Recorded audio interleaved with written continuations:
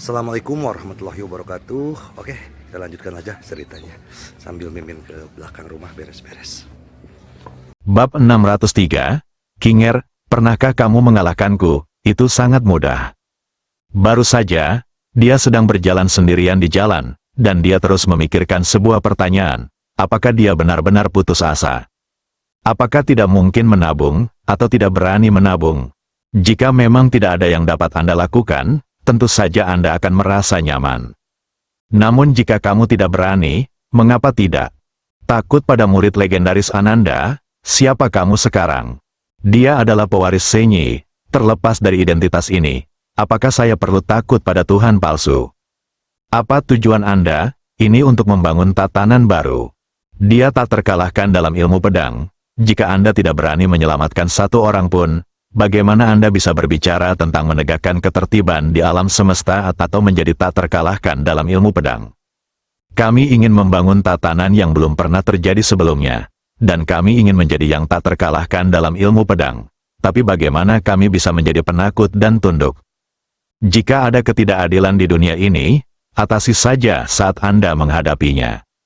Jika ada sebab dan akibat, maka itu semua karena ayah saya. Melihat Ye Guan yang mendominasi di depan pintu, Lin Daimei membuka matanya lebar-lebar dan menatap kosong.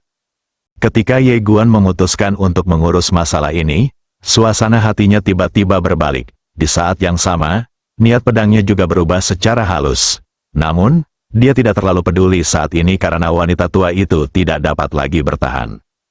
Ye Guan melangkah ke arah wanita tua itu. Dia membuka telapak tangannya dan segel dewa muncul di tangannya. Dia menunjuk ke sana dan segel dewa itu bergetar hebat. Kemudian, itu berubah menjadi sinar cahaya ilahi dan menghilang ke dalam tubuh wanita tua itu. Ledakan, tubuh wanita tua itu bergetar hebat, dan sinar cahaya ilahi yang tak terhitung jumlahnya tiba-tiba keluar dari tubuhnya. Ledakan, pada saat ini, bola udara keruh tiba-tiba dipaksa keluar dari tubuh wanita tua itu oleh segel dewa dan sampai ke atas kepalanya. Udara keruh jelas sedikit takut pada segel dewa, sedikit gemetar, dan tidak berani mendekati wanita tua itu lagi. Melihat udara keruh, mata Ye Guan menyipit, dan pedang muncul di tangan kirinya. Pada saat ini, udara keruh sepertinya merasa terancam, dan tiba-tiba berubah menjadi cahaya hitam dan melesat ke arah Ye Guan. Ye Guan menikam dengan pedangnya. Bang! Dalam sekejap, Ye Guan terlempar keluar rumah. Melihat adegan ini, ekspresi Lin Daimei tiba-tiba berubah, dan dia segera berlari keluar. Di luar rumah, Ye Guan berdiri dengan pedang di tangan. Di depannya, udara keruh berubah menjadi bayangan di beberapa titik. Jejak darah perlahan mengalir dari sudut mulut Ye Guan. Pada saat ini, hantu itu tiba-tiba berubah menjadi seberkas cahaya dan langsung menuju ke Ye Guan. Itu sangat cepat dan bergegas ke depan Ye Guan dalam sekejap. Ye Guan menghunus pedangnya lagi. Ledakan, dengan keluarnya pedang ini, Ye Guan mundur dengan keras lagi. Ketika dia berhenti, wajahnya menjadi pucat pasi. Ye Guan melihat bayangan itu, menyeka darah dari sudut mulutnya, lalu menyeringai, dan maju selangkah. Niat pedang yang tak terkalahkan tiba-tiba keluar dari tubuhnya. Dia ingin membuka segel di sini. Tanpa segel, kekuatan kutukan ini tidak ada artinya baginya. Setiap kali dia menghunus pedangnya, dia akan ditekan dan menjadi bumerang oleh kekuatan misterius itu. Oleh karena itu, dia harus membuka segel di sini sembuh. Saat niat pedang Ye Guan yang tak terkalahkan muncul, kekuatan tak terlihat tiba-tiba berkumpul dari langit dan bumi, dan kemudian menghantam Ye Guan. Ye Guan tidak mundur tetapi maju. Maju selangkah, menusuk langit dengan pedangnya, hancurkan. Cahaya pedang membubung ke langit. Namun, begitu cahaya pedang itu melonjak beberapa kaki, cahaya itu langsung ditekan oleh kekuatan misterius. Dan kemudian, ledakan, cahaya pedang itu pecah. Kekuatan misterius itu tiba-tiba menyapu dan menimpa Ye Guan. Kekuatan yang kuat itu langsung menekan tubuh Ye Guan dan membengkokkannya. Tubuh Ye Guan bungkuk, tangannya terkepal, urat-urat muncul di wajahnya, dan tulang-tulang di sekujur tubuhnya retak. Kekuatan itu mencekiknya. Pada saat ini, Ye Guan tiba-tiba mengangkat kepalanya, matanya galak, dia merentangkan tangannya, dan di dalam tubuhnya, niat pedang tak terkalahkan yang menakutkan melonjak ke langit. Ledakan, langit dan bumi berguncang, niat pedang Ye Guan tiba-tiba mulai mendorong kembali kekuatan misterius itu, dan tubuhnya tegak sedikit demi sedikit. Pada saat ini, kekuatan itu tiba-tiba ditekan lagi. Mata Ye Guan sedikit menyipit, dan dia langsung mengaktifkan kekuatan 3 pembuluh darah di tubuhnya. Ledakan, niat pedang yang tak terkalahkan langsung berubah menjadi cahaya pedang dan membubung ke langit. Langit terkoyak, kekuatan mengerikan itu tiba-tiba menghilang. Ye Guan menarik napas dalam-dalam dan merasa nyaman di sekujur tubuhnya, tetapi saat berikutnya, kekuatan misterius yang tak terhitung jumlahnya tiba-tiba berkumpul di langit dan bumi sekitarnya. Dan kemudian, kekuatan mengerikan itu jatuh lurus ke bawah, menekannya dengan kuat. Melihat pemandangan ini, ekspresi Ye Guan sedikit berubah. Dia membuka telapak tangannya dan mengangkat pedang niat ke langit, langsung menghadap kekuatan yang menakutkan. Ledakan, di langit di atas halaman, pedang niatnya ditekan oleh kekuatan, tidak bisa bergerak. Tidak hanya itu, pedang niatnya juga perlahan retak. Melihat pemandangan ini, Ye Guan mengerutkan kening, menghentakkan kaki kanannya dengan keras, dan seluruh tubuhnya terangkat ke langit. Hancurkan langit dengan satu pedang, dia sekarang ingin memaksakan kekuatan penyegelan misterius itu. Ledakan, di langit, Ye Guan menebas kekuatan misterius dengan pedangnya. Langit bergetar hebat, tetapi dalam sekejap, kekuatan segel misterius itu tiba-tiba meningkat kekuatannya. Bang! Ye Guan langsung jatuh ke tanah. Pada saat yang sama, kekuatan kutukan tidak jauh tiba-tiba berbalik dan bergegas menuju rumah batu. Melihat pemandangan ini, Ye Guan tampak garang dan menunjuk. Pedang Xuan Yuan tiba-tiba terbang keluar bergegas menuju rumah batu tiba-tiba terbang keluar. Kekuatan kutukan yang memasuki rumah batu itu langsung terhempas. Ye Guan melambaikan lengan bajunya dengan tangan kanannya, dan menara kecil itu terbang keluar. Menara kecil itu berubah menjadi cahaya keemasan dan langsung membawa Lin Daimei dan wanita tua di rumah batu itu ke dalam menara. Dan ketika wanita tua itu dan Lin Daimei dibawa ke menara kecil, kekuatan segelnya tiba-tiba meningkat tajam lagi. Merasakan adegan ini, Mu Yuan di tubuh Ye Guan dengan cepat berkata, gunakan segel dewa dengan cepat. Jika sebelumnya, dia tidak akan membiarkan Ye Guan menggunakan segel dewa. Setelah benda ini digunakan, kemungkinan besar akan membuat khawatir sekelompok dewa palsu. Tapi saat ini, apakah Ye Guan menggunakannya atau tidak, tidak masalah. Karena baru saja Ye Guan telah menggunakan segel ilahi untuk menyelamatkan orang. Mendengar kata-kata Mu Yuan, Ye Guan perlahan menutup matanya, dan segel dewa tiba-tiba terbang ke alisnya. Ledakan, sinar cahaya ilahi naik langsung ke langit, menerangi langit malam seperti siang hari. Saat cahaya ilahi ini naik ke langit, kekuatan penyegelan misterius melayang di sekitar langit dan bumi sejenak sebelum perlahan menghilang. Namun, saat kekuatan penyegelan misterius perlahan memudar, udara keruh yang tak terhitung jumlahnya tiba-tiba muncul di langit dan bumi sekitarnya. Melihat adegan ini, wajah Ye Guan menjadi gelap. Mu Yuan berkata dengan suara yang dalam, "Itu Ananda, dia mengincarmu." Ananda, Ye Guan gemetar dan langsung menuju kehampaan. Begitu dia mencapai kehampaan, bayangan yang tak terhitung jumlahnya tiba-tiba muncul di sekelilingnya. Kekuatan kutukan, kamu melihat kekuatan terkutuk di sekelilingnya, dan di antara alisnya, segel ilahi muncul, dan dengan munculnya segel ilahi, kekuatan terkutuk segera mundur. Ye Guan sedikit terkejut dan berkata, mereka sepertinya takut dengan segel dewa ini. Mu Yuan berkata, tentu saja aku takut, segel ilahi adalah harta paling berharga di kuil, jadi Zuxie bisa menghindarinya, namun, jika aku tidak salah, maka Ananda sudah merasakan kehadiranmu. Ananda, Ye Guan perlahan menutup matanya, seberapa kuat lawannya.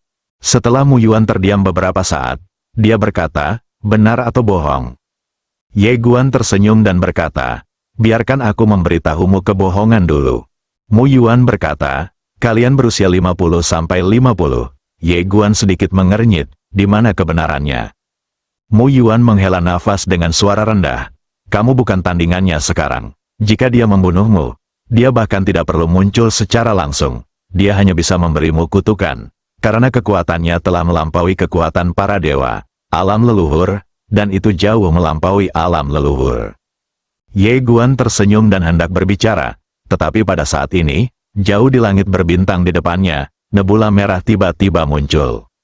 Dan saat nebula merah ini muncul, kekosongan di sekitarnya tiba-tiba berubah menjadi bayangan dan mengalir ke dalam nebula. Kamu melihat ke nebula dan bertanya, apakah itu dia di sini? Mu Yuan berkata, tidak yakin.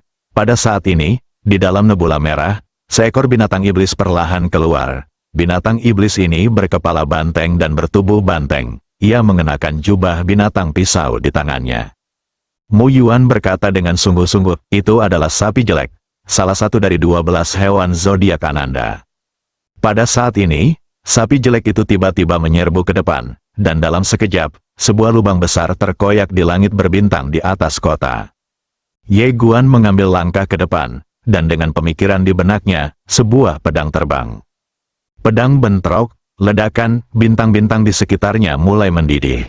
Satu orang dan satu sapi mundur pada saat yang sama. Namun, sapi jelek itu dengan cepat menstabilkan sosoknya. Saat berikutnya, ia bergegas maju lagi dan menebas Ye Guan. Tertawa, kemanapun pisau itu lewat, ruang dan waktu meledak. Ye Guan menyipitkan matanya sedikit, mengambil langkah ke depan, menyatukan tangan kanannya, dan mencurahkan niat pedang yang tak terkalahkan. Akhirnya berubah menjadi pedang raksasa dan terbang menjauh. Bang, pedang ini memblokir raksasa itu di tempatnya. Tetapi pada saat ini, sapi jelek itu tiba-tiba berlari ke depan, memegang pedang raksasa di tangan kanannya, dan kemudian menebas Ye Guan lagi dengan keras. Ketika pedang itu keluar, langit berbintang di sekitarnya tidak tahan dan mulai hancur berkeping-keping. Menghadapi pedang yang menakutkan ini, Ye Guan tidak mundur tetapi maju, bergegas maju, dan menebas sapi jelek itu dengan satu pedang. Bersikaplah tangguh, Bang. Begitu pedang itu bersentuhan, satu orang dan satu sapi tiba-tiba mundur. Tapi saat berikutnya, satu orang dan satu sapi bergegas menuju satu sama lain lagi. Dengan cara ini, satu orang dan seekor sapi saling menebas seperti orang gila. Dalam waktu kurang dari 1/4 jam, mereka sudah saling menebas ratusan kali. Untungnya, ada segel yang ditinggalkan oleh Senyi di bawah untuk melindunginya. Jika tidak, kota tidak akan mampu menahan kekuatan mereka berdua. Bang, saat ini, seorang manusia dan seekor sapi terpisah dari langit berbintang. Begitu Ye Guan berhenti, aura di tubuhnya meledak seperti gunung berapi. Alam Kaisar, Ye Guan sedikit bersemangat. Dia tidak menyangka bahwa dia akan mendapatkan berkah tersembunyi kali ini dan langsung mencapai alam Kaisar. Alasan mengapa roh pedang yang tak terkalahkan dapat ditingkatkan bukan hanya karena pertempuran, tetapi juga karena perubahan suasana hati. Ketika ranah dan niat pedangnya meningkat pesat, Ye Guan tiba-tiba berubah menjadi cahaya pedang dan menghilang. Di kejauhan, wajah sapi jelek itu tiba-tiba berubah, dan dia mengangkat pisaunya untuk memotongnya. Ledakan, sapi jelek itu langsung dipotong ribuan kaki jauhnya oleh pisau Ye Guan. Setelah Chou Niu berhenti, dia menatap Ye Guan dengan tidak percaya. Tepat ketika Ye Guan hendak mengambil tindakan lagi, langit berbintang di belakang Chou Niu tiba-tiba mendidih, dan saat berikutnya, bayangan agung tiba-tiba muncul dari langit. Melihat hantu ini, Newton yang jelek itu perlahan berlutut.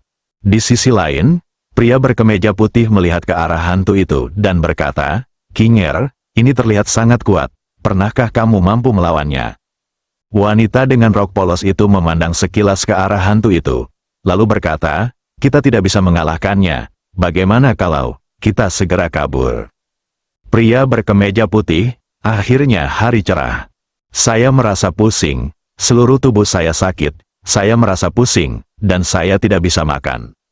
Apakah Anda punya teman yang pernah berhubungan seks? Bagikan pengalaman Anda. Bab 604.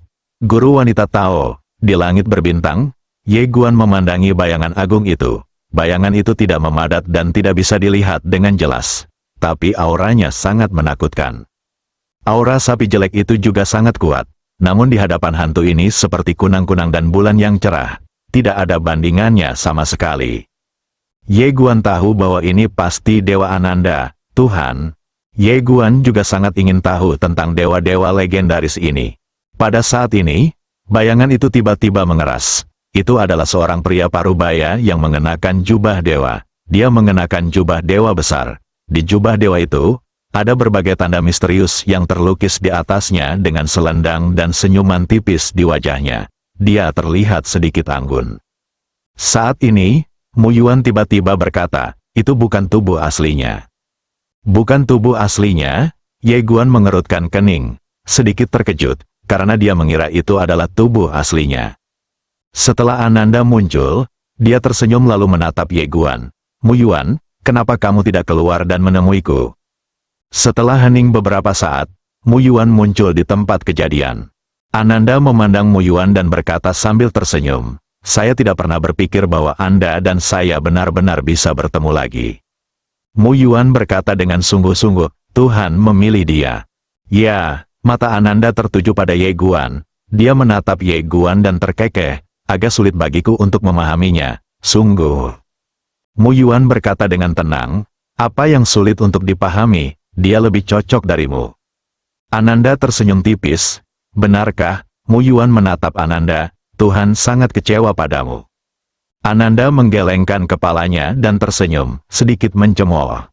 Mu Yuan melanjutkan, mengapa saya menjaga kuil Senyi? Karena saya tahu bahwa Dewa Senyi pasti belum benar-benar mati. Seperti yang saya harapkan, dia masih memiliki rencana cadangan. Dan saya juga percaya bahwa dia pasti akan menyaksikan Ananda. Kalian semua mengkhianatinya. Ananda tersenyum dan berkata, Mu Yuan, guru mengejar kemanusiaan. Jadi kita mengejar kemanusiaan, dan dia mengejar keilahian, dan kita juga mengejar keilahian. Tapi tiba-tiba suatu hari, dia tidak menginginkan keilahian lagi. Kita bukan dia. Jadi kita katakan tidak. Keilahian tidak membutuhkan keilahian. Saat dia berbicara, dia menggelengkan kepalanya sedikit. Pernahkah Anda berpikir bahwa setelah guru menekan keilahian dengan sifat manusia, dia sebenarnya memiliki kemampuan untuk menyingkirkan kita, termasuk nanti. Tapi kenapa dia tidak melakukan itu? Mu Yuan mengerutkan kening, ini adalah sesuatu yang selalu dia pikirkan. Anda tahu, meski hanya ada sedikit ilusi yang tersisa, akan mudah bagi Senyi untuk menghadapi dewa-dewa palsu ini. Namun, Senyi tidak melakukan hal tersebut. Ananda menatap Mu Yuan, karena guru mengizinkan kita mengikuti guru untuk mengeksplorasi keilahian. Tetapi guru meremehkan keilahian, dia bisa mencapai pertahanan diri. Tapi kita tidak bisa, dan dia juga tahu bahwa dia tidak bisa melakukannya itu. Jadi dia tidak membunuh kami para pengikutnya. Mu Yuan terdiam. Ikuti yang ilahi. Dia tidak menyangka bahwa bukan hanya Senyi yang mengikuti keilahian, tetapi para murid Senyi juga mengikuti keilahian. Dia bukanlah murid Sendao, tetapi hanya seorang pengikut. Oleh karena itu, dia tidak mengetahui cerita di dalamnya.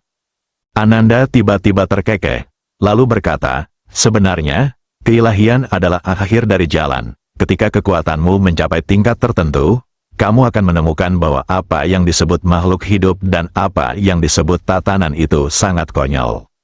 Ye Guan tiba-tiba berkata, tapi menurutku jalan yang luas itu menarik hanya jika ada orang yang peduli dan ada yang menyukainya.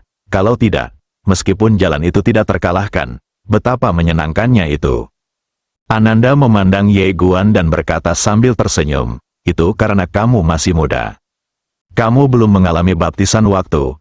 Kamu masih memiliki darah dan gairah terhadap dunia ini. Cinta dan hal-hal lain masih sangat baru bagimu. Kamu belum bosan memainkannya. Namun jika Anda sudah cukup berpengalaman dan melihat cukup banyak hidup dan mati, perlahan Anda akan menjadi acuh tak acuh, dan pada akhirnya Anda akan terbiasa. Pada akhirnya, Anda akan memahaminya biksu seperti kita hanya memiliki Tao yang abadi. Kamu memandang Ananda dan tidak membantah, karena pengejaran pribadi berbeda. Dia memiliki pengejarannya sendiri, dan orang lain juga mengejarnya. Terlebih lagi, orang-orang kuat tiada taraf yang ia temui selama ini, nyatanya tidak mempedulikan apa yang disebut tatanan dan seluruh makhluk hidup, termasuk ayah, bibi, dan kakeknya. Mereka punya rasa kemanusiaan, tapi sebenarnya tidak banyak. Shinto, pada akhirnya, semua beku perlahan-lahan akan bergerak ke arah yang sama, karena seperti yang dikatakan Ananda, selama Anda mengalami terlalu banyak pengalaman, pada akhirnya Anda akan meremehkan segalanya. Ananda menatap Ye Guan dan berkata sambil tersenyum, saya selalu berpikir bahwa guru akan memilih Konfusius. Tetapi saya tidak menyangka bahwa guru tidak memilih Konfusius. Tetapi Anda, saya harus mengatakan, ini mengejutkan saya, tentu saja, itu juga mengejutkanku. Aku sangat penasaran, karena guru pasti punya alasan lain untuk memilihmu. Ye Guan berkata dengan tenang, mungkin dia melihat potensiku. Ananda tertawa terbahak-bahak, kamu benar-benar berkulit tebal, tapi kamu memang cukup mampu. Bahkan di zaman kita, kamu adalah seorang jenius yang langka. Ye Guan berkata dengan tenang, kamu di sini hari ini, bukankah kamu berencana untuk bertarung? Ananda tersenyum dan berkata, mari kita bicara dulu, jika kita tidak bisa mencapai kesepakatan, kita bisa bertengkar lagi. Bagaimana menurutmu? Ye Guan mengangguk. Oke, Ananda langsung ke intinya, saya tidak serakah. Saya ingin setengah dari nenek moyang guru. Selain itu, Anda harus memiliki buku kuno berwarna hitam. Buku kuno hitam itu harus diberikan kepada saya. Jika Anda bisa melakukannya, kami tidak perlu menjadi musuh. Ye Guan langsung menggelengkan kepalanya, itu tidak bisa dilakukan. Ananda menatap Ye Guan. Menolak begitu saja, Ye Guan tersenyum dan berkata, jika aku tidak salah, alasan mengapa kamu memilih untuk meminta setengah dari garis keturunan leluhurku dan buku kuno itu bukan karena kamu benar-benar ingin berdamai denganku, tetapi karena kamu ingin mendapatkan manfaatnya dulu. Lalu kamu bisa mengkhianatiku dan membiarkan dewa palsu lainnya mengincarku, lalu kamu bisa bersembunyi di belakang dan menuai manfaatnya, kan? Ananda tersenyum tipis dan berkata, pintar sekali. Ye Guan maju selangkah, membuka telapak tangannya, dan pedang niat muncul di tangannya. Kalau begitu ayo bertarung. Perang, dia tahu betul bahwa konflik antara dia dan dewa-dewa palsu ini tidak dapat didamaikan, karena dia memiliki darah leluhur di dalam dirinya dan diturunkan oleh para dewa. Pada masa itu, para dewa berperang dalam perang saudara untuk memperebutkan hal-hal ini. Oleh karena itu, cepat atau lambat akan terjadi pertempuran. Ananda menatap Ye Guan. Senyuman muncul di sudut mulutnya, dan dia tidak mengambil tindakan, tetapi tubuhnya perlahan menjadi ilusi. Melihat adegan ini, wajah Ye Guan menjadi gelap, karena dia sudah menebak niat pihak lain. Ananda, yang hendak menghilang, mengulurkan tangan kanannya di telapak tangannya, udara keruh yang tak terhitung jumlahnya tiba-tiba melonjak, dan akhirnya melonjak menuju kota di bawah. Ananda menatap Ye Guan dan tersenyum. Apakah kamu tidak ingin menyelamatkan orang? Ayo. Coba saya lihat berapa banyak orang yang bisa kamu selamatkan. Ye Guan melambaikan lengan bajunya, dan menara kecil itu tiba-tiba berubah menjadi cahaya keemasan dan terbang keluar. Dalam sekejap, menara kecil itu langsung membawa seluruh kota ke dalam menara kecil. Melihat adegan ini, Ananda sedikit mengernyit, tapi dia tidak melanjutkan tindakannya. Dia hanya melirik ke arah Ye Guan dan kemudian diam-diam menghilang dari tempat kejadian. Sapi jelek itu juga menghilang. Melihat Ananda menghilang, wajah Ye Guan menjadi gelap. Mu Yuan di sampingnya berkata dengan sungguh-sungguh, dia pasti akan mempublikasikan fakta bahwa Anda telah memperoleh warisan dari para dewa. Segera, dewa palsu lainnya pasti akan datang untuk mengincar Anda. Ye Guan mengangguk. Dia tahu Ananda ingin melakukan trik kotor. Namun, dia tidak punya pilihan. Tidak ada pilihan. Karena inisiatifnya ada pada pihak lain, Ye Guan tidak banyak berpikir dan kembali ke menara kecil. Dia datang ke halaman tempat Lin Daimei dan wanita tua itu tinggal. Saat ini, wanita tua dan Lin Daimei sedang menunggu di halaman. Melihat Ye Guan kembali, Lin Daimei segera berlari ke arahnya dan ingin mengatakan sesuatu, tapi dia tidak tahu bagaimana mengatakannya. Ye Guan tersenyum dan berkata, tidak apa-apa. Lin Daimei berkata dengan lembut, terima kasih. Ye Guan tersenyum, lalu menatap wanita tua yang tidak jauh darinya. Saat ini, tubuh wanita tua itu telah pulih sepenuhnya. Wanita tua itu menatap Ye Guan dan terkejut. Dia tidak menyangka pemuda di depannya benar-benar menghilangkan kutukan dari tubuhnya. Ananda, itu salah satu dewa. Ye Guan memandang Lin Daimei di depannya dan berkata sambil tersenyum, apakah kamu bersedia berlatih? Lin Daimei hendak berbicara, tetapi seolah dia memikirkan sesuatu, dia dengan cepat menoleh untuk melihat wanita tua di sampingnya. Wanita tua itu melirik Ye Guan dan sedikit mengangguk. Lin Daimei dengan cepat menoleh untuk melihat Ye Guan, dengan bersemangat berkata, "Ya." Ye Guan tersenyum, bakat Lin Daimei luar biasa. Jika dia mau berlatih, masa depannya akan sangat cerah. Tidak hanya Lin Daimei, tapi juga semua orang di kota. Tampaknya sedang memikirkan sesuatu. Ye Guan tiba-tiba bertanya, "Jika aku membawa keluar kota ini, apakah tempat ini akan tetap menjadi surga?" Wanita tua itu ragu-ragu, lalu menggelengkan kepalanya, "Saya tidak tahu." Ye Guan terdiam. Alasan mengapa tempat ini adalah gua surga-surga sepenuhnya karena alam Haoran ini adalah tempat di mana Senyi pernah tinggal. Dan jika kota itu diambil, dapatkah tempat ini terus menjadi gua surga-surga?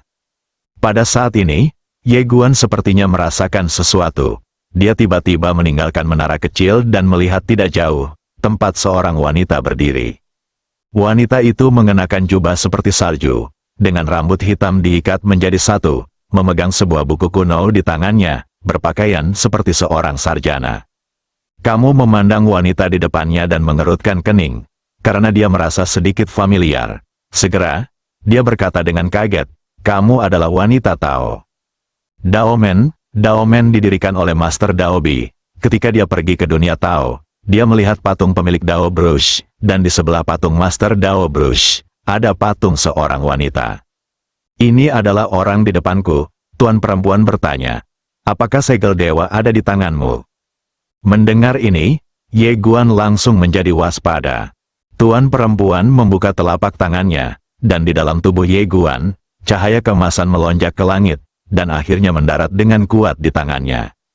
Itu adalah meterai ilahi. Melihat adegan ini, wajah Ye Guan menjadi gelap. Istri perempuan itu melirik segel dewa di tangannya, lalu menatap Ye Guan, "Dia memilihmu." Ye Guan mengangguk, tuan perempuan berkata, "Ikuti saya." Setelah mengatakan itu, dia berbalik dan pergi. Ye Guan ragu-ragu sejenak, lalu mengikuti. Setelah beberapa saat, Ye Guan mengikuti tuan perempuan ke tembok gunung. Di bawah tembok gunung, ada beberapa ruang sekolah, yang sangat sunyi. Istri perempuan itu membawa Ye Guan ke sebuah rumah bambu, dan kemudian mengembalikan segel dewa kepada Ye Guan. Ye Guan mengambil segel dewa dan berkata, "Apakah kamu dari kuil?" Wanita itu mengoreksi, "Kuil." Ye Guan mengangguk sedikit dan tidak berkata apa-apa. Istri perempuan itu menatap Ye Guan, "Saya sedikit terkejut bahwa Anda akan menyelamatkan Nenek Daimei." "Ye Guan Dao, apakah kamu merahasiakannya?" Wanita itu mengangguk. Ye Guan bertanya, "Jika aku tidak menyelamatkanmu, kamu akan menyelamatkanku, kan?" Wanita itu menggelengkan kepalanya, "Tidak." Ye Guan bingung, "Kenapa?" Istri perempuan itu berkata dengan tenang, "Itu tidak layak." Setelah Ye Guan terdiam beberapa saat, dia berkata, "Mengapa Ananda mengutuk tempat ini?"